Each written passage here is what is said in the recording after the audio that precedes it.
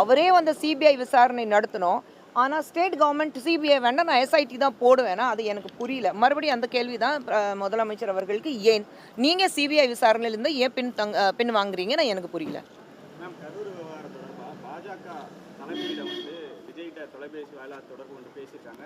2026 திமுக வீழ்த்தணும்னா நீங்க என்டிஏ கூட்டணிக்கு வாங்க அப்படின்ற மாதிரி அழைப்பு விடுத்த மாதிரி யார் சொல்லியிருக்கிறாங்க? இல்லை, யார் அந்த இல்லை, இது அதுதான் சொல்கிறேன். இந்த மாதிரி எல்லாரும் கேமரா முன்னாடி இந்த யூடியூபர்ஸோ இல்லை இல்லை இல்லை அது ரெண்டாவது விஷயம். ஆனால் இதில் வந்து உண்மை இருந்தால் தான் வர வைக்க வேண்டாம்னா அது ரெண்டாவது.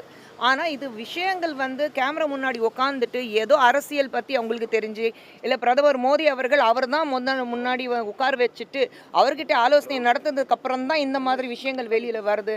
இல்லை விஜய் சார்பாக விஜய் தரப்பில் யாராவது அவங்கக்கிட்ட பேசி தான் இந்த விஷயங்கள் நடக்குதுன்னா இது வந்து சும்மா அந்த யூடியூபர்